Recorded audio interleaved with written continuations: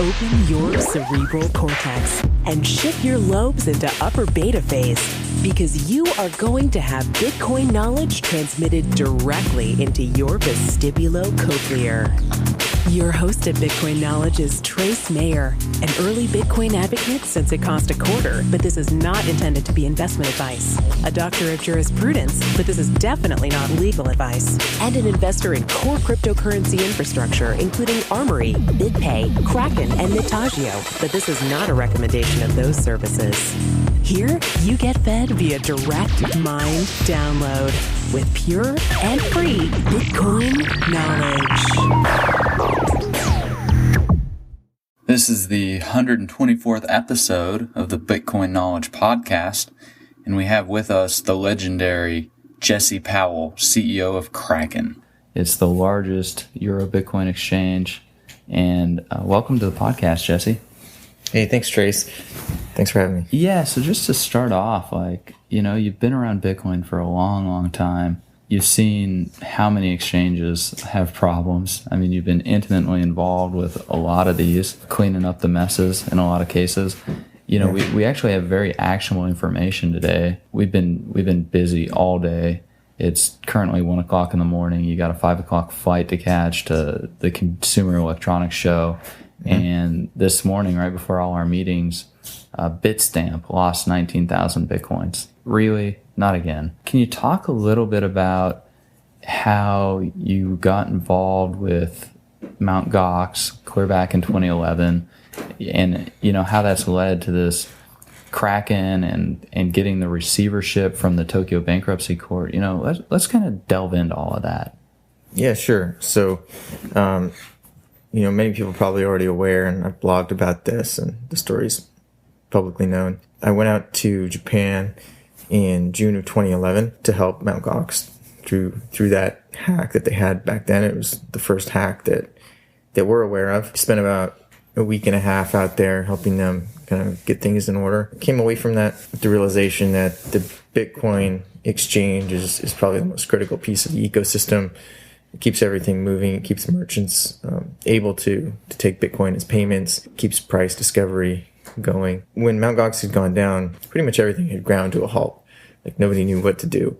Nobody knew what the value of a Bitcoin was. Yeah, I mean, Bitcoins, they'd gone from like $1 to $32 in space of a few months, and then they eventually crashed all the way to $2 after this hack. I mean, yeah. It's the phrase getting goxed. It really attacks that first network effect of Bitcoin of speculation. Yeah, definitely. So there's obviously huge counterparty risk with any exchange right now. And, some of the biggest traders we've spoken to have said that the counterparty risk is really the biggest threat to them. That's why they're worried about leaving a lot of money on the exchange. That's what's preventing them from making the order book more liquid. And arbitrage and spreads and all of this comes down to, why pick up pennies in front of the bulldozer? Why try and pick up 5 or 10 basis points when you could lose 30% of your capital, when someone loses 200,000 or 800,000 Bitcoins or 20,000 Bitcoins or whatever it is. Yeah, exactly. So you're sort of, like you said, risking your entire fortune for a few pennies. So what we would like to do in the long term is move to a fully multi-sig solution, so that even if Kraken is hacked somehow, that we don't have the ability to lose the coins because we've only got one of 3 keys, or one of some number of keys, and we don't have the ability to spend ourselves. Yeah, and part of this, it's more complicated than just, having multi-sig implemented with what's currently out there. I know at Armory we're working on some very, serious enterprise level solutions that we can really kind of provide what Bitstamp or a Kraken would need in that regard. So, but the actual software, it hasn't really been built yet if somebody wants to accomplish that. And it's difficult stuff to build too. It's difficult software to build. The securities are a major issue. Yeah. We saw when Gox failed, they blamed it on transaction malleability. Mm-hmm. And around the same time, Gox halted because of this transaction malleability. Bitstamp halted trading, mm-hmm. Some of the other exchanges halted trading. And I thought it was funny, Kraken sent out a tweet, Kraken halts nothing because planning, carry on. and Kraken didn't halt trading. Like, I mean, why Right. is that? These other exchanges halted. Like, why didn't you guys halt? I mean, transaction malleability had been known. It was well documented, and we had just planned around it. I think some of the core developers, I don't remember if it was Gavin or Jeff or who it was, but described transaction malleability as sort of a feature, not a bug. It was known. You could work around it, and Or work with it. yeah, or work with it. We had just planned for it, and so this is one of the risks in supporting coins that you haven't fully vetted or you don't fully understand the protocol. This is why Kraken is not very quick to add new coins. And it's just that you can overlook something like that. You botch your implementation somehow, you miss a detail, and you're affected by something like transaction malleability. Yeah, so not really like Cryptsy or these other altcoin exchanges that just like throw anything on there. Like, in fact, Yeah. I mean, you guys wanted to add Namecoin, which is, been around a long time. It's merged mind with Bitcoin. Yeah. Tell us about what happened when you went to add Namecoin to Kraken.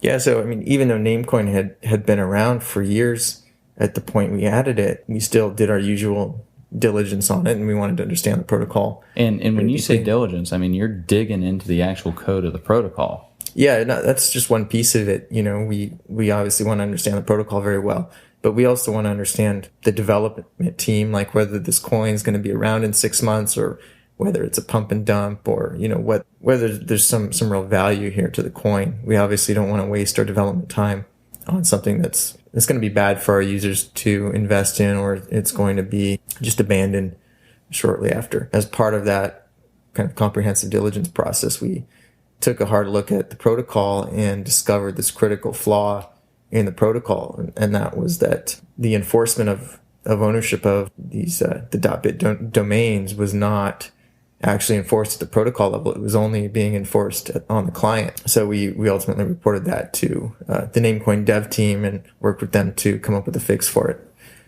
Yeah, I mean, there's actually several examples where you've done, critical service to Namecoin in this instance. What about like the whole auditing of reserve? Kraken was the first exchange to audit, produce what could be considered like a cryptographic proof of ownership or proof of reserves or proof of control. Like, could you describe that a little bit? Yeah, so after Gox went down, there was this huge public outcry for exchanges to show proof of reserves. And as far as I'm aware, we're the first exchange to do it. This process wasn't invented by us, but I think Greg Maxwell was, to my knowledge, like the guy that came up with this process, which is sort of cryptographic proof using the Merkle tree, proved to every user that their balance was included in this total balance. So the way that we did it, two ways that it could have been done. One would have been to publish the total balance and publish the entire tree for everyone. We chose not to go that route because we felt that publishing the total balance was another sort of security compromise. Like, we didn't want to show hackers how much money there was there. Incentivize them to come and try and get it. Exactly. And it's also a trade secret. You don't want your competitors to know that information either. Exactly. Yeah. So we felt that was giving away a lot, and we thought that we could find somebody trusted within the community to just sign off on that and to oversee the process. And so we got Stephen Thomas, who's one of the old school Bitcoiners who developed the WeUseCoins.com site and Bitcoin.js. And he's now the CTO of Ripple. So we had him, he's in San Francisco now, so we had him come by the office and do the audit for us. So everything checked out, and I think that went over really well with the community. It was a good kind of first run at it. We found some things that we could do better next time. And given light of recent events, it's probably about time to do it again. We'd wanted to do it much more frequently than we had, but it's a bit of a production finding somebody kind of qualified to actually sign off on it. Yeah, and personally, I'd love to see 24/7 type audit happening, but you really do have to weigh kind of the cost and the benefit from it and things like that. I mean, I guess we could raise fees to be auditing on a 24/7 basis, but we can do that internally. You can reconcile our own books internally, and that's not a problem. But Yeah, but we're talking about getting like a third party that's like trusted, that has other things to do and earns a lot of money. Like, right, yeah. So to have a third party do it on a daily basis would be quite expensive. So the alternative, I guess, would be to publish the balance every time we do it and have it be automated completely. But again, like you said, it's revealing a lot of information we don't necessarily want to reveal. But that only solves kind of half of the problem, in that it solves having to trust the exchange, that they're telling you the truth about that they have your money. It doesn't solve a problem of them getting hacked. Like, it doesn't make them unhackable. So yeah, because you could publish the results and 2 minutes later get hacked and like poof. Exactly. And it's gone. Yeah, exactly. There are also some other flaws with the process. Like, we could have borrowed the coins while we did the audit, and then we could have given them back to whoever lent them to. So it's not totally foolproof, but at least you know that we had access to the coins at some point. So yeah, I think that the greatest solution is just the multi-sig setup, where the technology is not quite there yet to make it very easy on the consumer to do this. But there's some companies working on this. BitGo's working on it, and Crypto Corp is working on it, to be this sort of third-party signatory who can have one of 3 keys. And so the exchange would have a key, those guys would have a key, and then the user would have a key, and we would have a relationship with a third party that allows us to collect the Bitcoin when we need it. But if there's sort of like a burst of Bitcoin pulled, their velocity triggers would go off and they would stop us from taking too much money. I was talking with Brian Donegan from the Isle of Man government, and we actually did a podcast interview with him. Perhaps having trust companies or law firms or, other escrow agents, people that are licensed, bonded, insured, things like that, to actually be some of these additional signers. Mm-hmm. It doesn't necessarily even have to be a Bitcoin specific company that does it. It could be the insurance company. There are lots of potential solutions, but like you said, the tech just isn't built yet. We have a lot of work to do over at Armory to build this foundational infrastructure in the wallet for this to be able to actually be implemented on a large enterprise and level scale. Yeah. Switching gears, what about this cryptocurrency bank, this Fedor relationship that you've got? Can you describe that a little bit? Because I think that's just a critical piece of what's going on here. I had a relationship with Fedor for a bit over a year now, and things have gone really well. We've been really tight with them. We've kind of figured out what the risk model looks like and what the problems are in running an exchange or doing payments for Bitcoin related transactions, and sort of what sorts of problems other banks are going to have with it and regulators are going to have with it. Having all that behind us and having been able to kind of build out our infrastructure and our processes, Fedor is feeling comfortable now to try to open up their bank to other companies and other, just the Bitcoin user base as a whole, since banking has been such a huge problem for even individuals in the space, but even more so businesses. So rather than try to fit this project under the Fedor brand, they're interested in creating a cryptocurrency bank. So a separate bank under a separate brand that will have the mission of banking Bitcoin companies and Bitcoin users. So we just had a sort of a workshop brainstorming session in Berlin a couple weeks ago that went really well. We had a lot of participants from the Bitcoin business community there. Got a lot of good ideas, kind of got to understand the needs of other Bitcoin businesses and what features they'd like to see and how the bank could be most helpful to them. Man, being such a good trailblazer, it's really, we've had a lot of our trailblazers that either completely abuse their position, like Mt. Gox and Corpelis and mybitcoin.com and Bitcoinica and Intersango. And it just goes on and on and on. So it's good to see a trailblazer actually doing it the right way. Thanks. And a bank saying, hey, look, it's actually been a good experience. We're gonna work with other Bitcoin companies.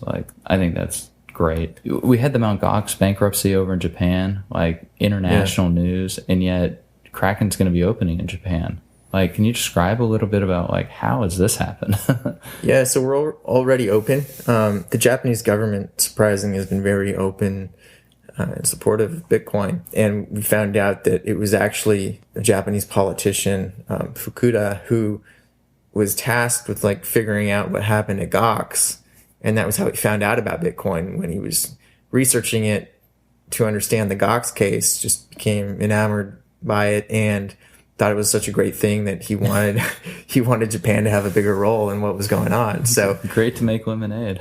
yeah, I mean, he was able to see past the whole Gox scenario and understand that Gox was not Bitcoin and that Bitcoin was this bigger thing and Gox is just one company. And so Japan has put this moratorium on their equivalent of the money transmission rules there.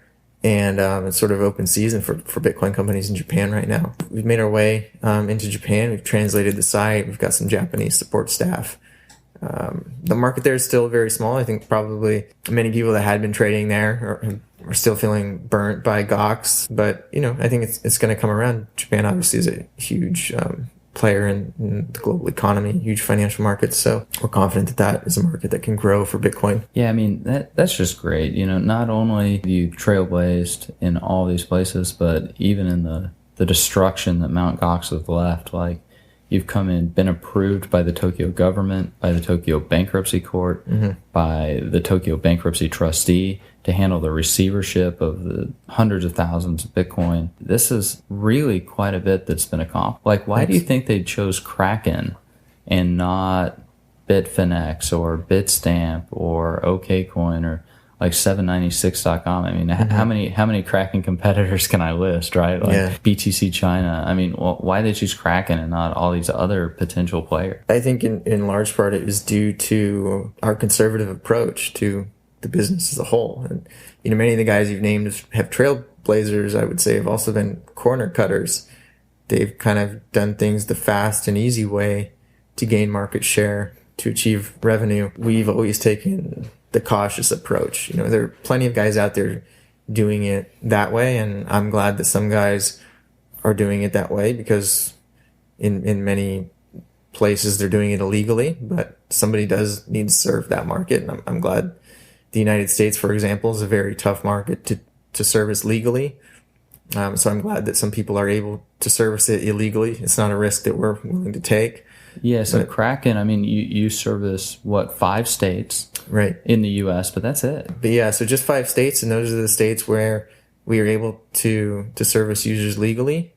And a lot of people don't understand that it doesn't matter where your business is located. If you're taking a user in California or New York, you need to have a license in California or New York, even if your company's based in Japan or Slovenia. Yeah, or Bitstamp. Yeah.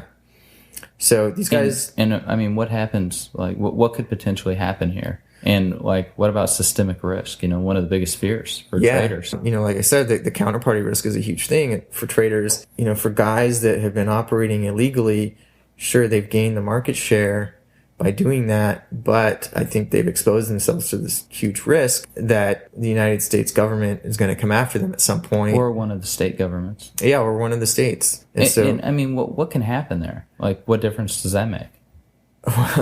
The penalties are pretty extreme in the United States. It's something like $5,000 a day per user that you're servicing illegally, plus 5 years in prison.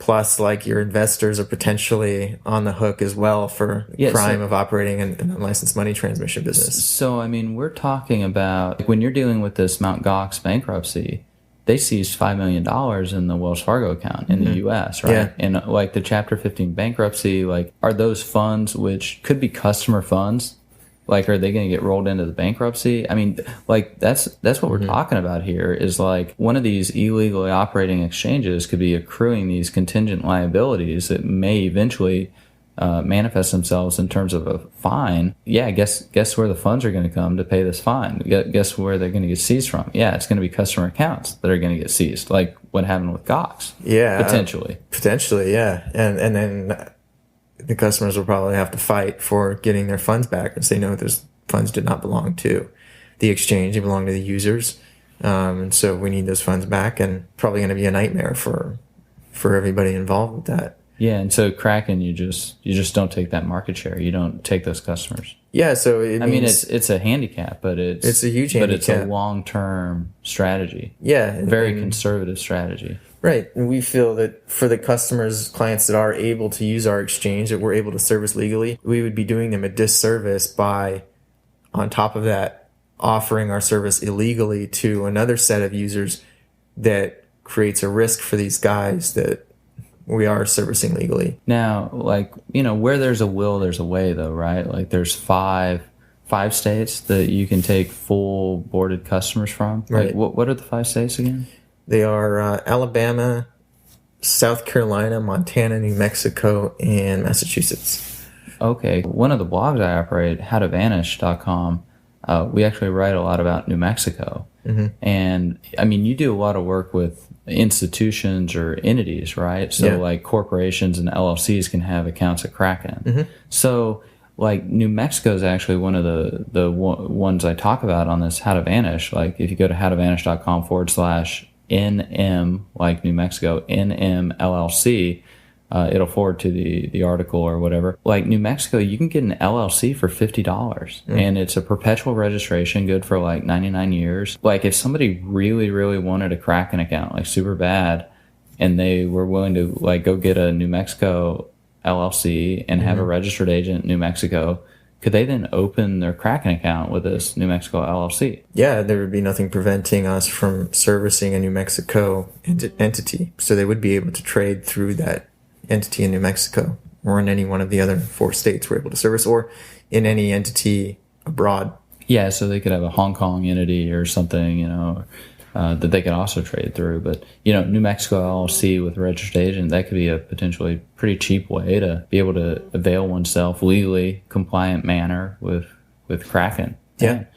Where there's a will, there's a way. Yeah, so like what are some other things that might be actionable for the audience to do? One thing I've noticed with Kraken, there's a lot of, you could say, security features that are like Easter eggs. Mm-hmm. Can we talk about some of these? Like, because a lot of people don't know what they don't know, and they don't know that they don't know it. So like, what are some of these security features that are there for the very security conscious that person just might not be aware of? Yeah, some of the stuff you need to dig for, kind of advanced settings. PGP encrypted email is available, so all the automatic updates that you get from the exchange, from password reset emails to trade notifications to funding address changes, you can have all these emails encrypted when they go out to you. Now, what could be an advantage of that? Well, let's say somebody manages to compromise your email account. They make an attempt to reset your password. Well, if you had 2-factor on there, they probably wouldn't be able to do it. But if let's say you didn't have 2-factor on your account and they tried to reset your password by sending a recovery email to your email account. Well,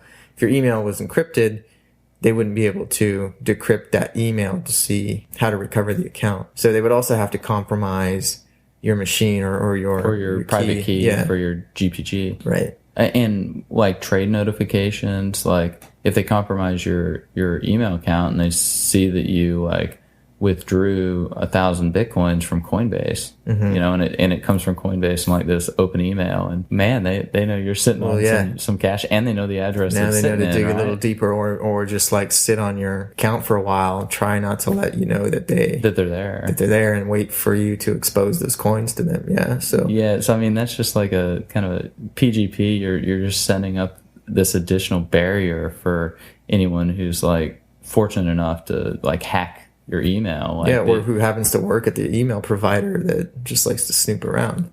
Coinbase or Kraken could even have malicious customer service employees or something, Sure. I mean, like this helps protect against so many different potential security vulnerabilities. Yeah. So I would highly recommend anybody using the exchange to just use PGP for email, period, for everything, for all email. I mean, I try to use it as much as possible for everything. And it's not too hard to do. I think Gmail actually just released some sort of plugin. I haven't tried it myself yet, but it's some Chrome plugin for doing a PGP email through the Gmail web client. If you're using just a desktop client, you can use Enigmail, works with Thunderbird, and there's also I think GPG Tools comes with some sort of plugin for Outlook or for mail. And there's also Mailvelope, which is a Chrome plugin also that's fairly easy to use. GPG's just been very clumsy. It'd be great if there were like a BitMessage integration, because then we wouldn't even have metadata. That's like no one would know you even had a Kraken account by going through your email, because you're getting it via BitMessage. But that's a lot more developer time to probably get it implemented. That would be cool. So it makes it hard. It makes it hard for someone to phish. for Kraken accounts, Right. right? So yeah, obviously if you have PGP email on your Kraken account, if you get an email that's not encrypted, that it's obviously not from us. That would weed out a lot of phishing attempts there. Yeah. So we got PGP email. You talked about two-factor authentication. Two-factor, yeah. So two-factor allows you to use a second device to log in, like something separate from your main machine. So you can use what's called Google Authenticator to, like on your phone, to generate a second sort of one-time use password that you use when logging in, so that even if somebody were able to compromise your username and password, they wouldn't ever get this one-time use code unless they somehow also acquired your cell phone. So it's just a second device. So you need to compromise both to actually compromise an account. So that's huge, and everybody should have that on their account, both for logging in and for making withdrawals. What about the master lock? Yeah, so the master lock. Maybe you can explain that a little bit. Yeah, that's a feature that isn't used enough. It's a little hard to find, but it's in the settings, and it basically allows you to lock down your account. So if, say, you're going out of town, or you think you're going to be using it from a computer that you don't trust entirely, you can completely lock down a whole set of features on your account, and you can set a timer on it so that it'll unlock after X number of days. Yeah. So if you wanted to be totally sure that nobody's going to get into your account while you're off the grid on Safari for 2 weeks, then you could. Which you just finished. Which I just did. Yeah, actually, I managed to go off the grid for a week on Safari, which was totally awesome.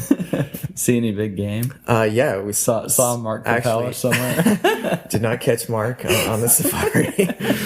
We have to take the Japanese Safari for that one. We need him over the fireplace, you know.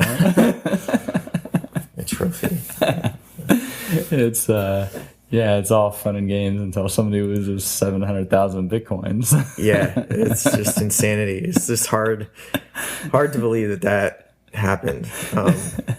Actually, we don't know for sure that happened, because we don't know if we can trust the database that we've got. It could be 1 million bitcoins that are lost. Could be 1 million, 1,000? I mean, it's exactly, yeah. So we don't crazy. know. I suspect that not all the claims will be approved. I'm sure Mark has a claim of his own. 200,000, I think. Well, I think he's got a balance on Mt. Gox on his own personal account. He'll probably make a claim.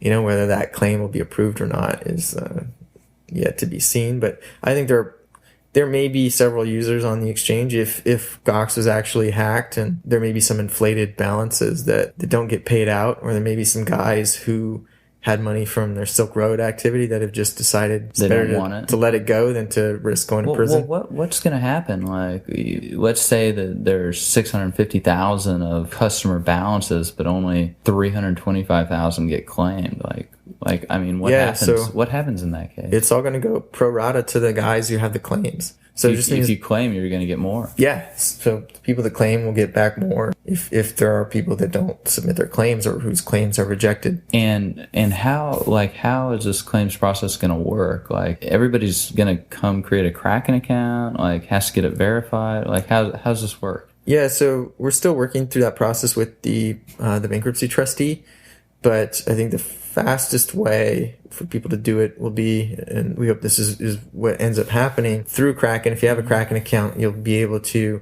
just click a link to submit your Gox claim. You'll put in your Gox credentials. You'll see the last known balance that you had. You'll say, I agree to this or not. If you agree, your claim's submitted. If you don't agree, then you tell us what you think you had. I think we're going to be asking for some substantiating information, like if you happen to have records of any transactions to or from Gox, like on the blockchain, that you can show us, provide the transaction IDs. Or maybe wire transfer instructions.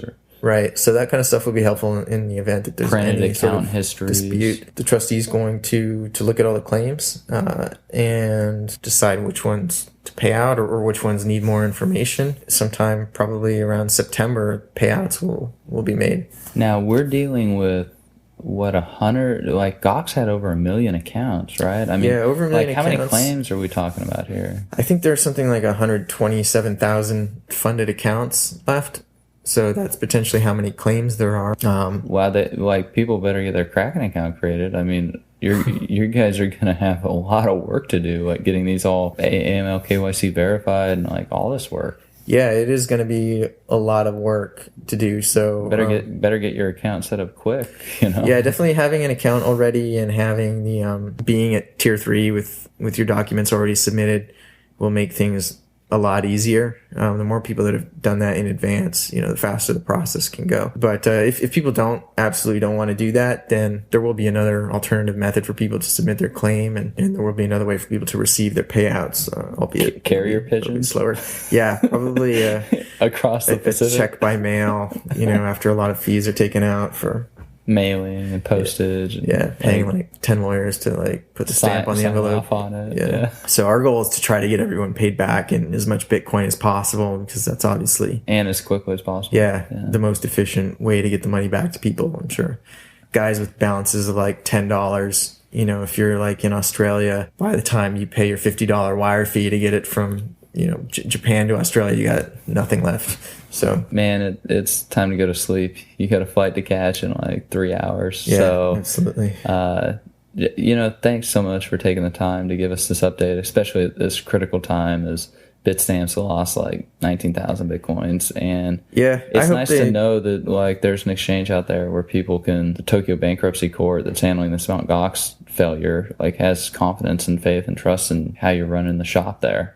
Yeah, I mean, it's nice to see position and our strategy kind of pay off, because it's not very clear in the short term that taking the very conservative approach is the right way to go for the business. But in the long run, I think guys like Fedor Bank and the Japanese bankruptcy trustee really appreciate the approach that we've taken to compliance and to security and all that stuff. And so while it means more friction for the users right now, I think for the users we do service, it makes for a better experience, reduces the counterparty risk, and obviously it opens this up for opportunities like helping Fedor with the cryptocurrency bank, helping with the Mt. Gox liquidation. Well, an ounce of prevention is worth a pound of cure.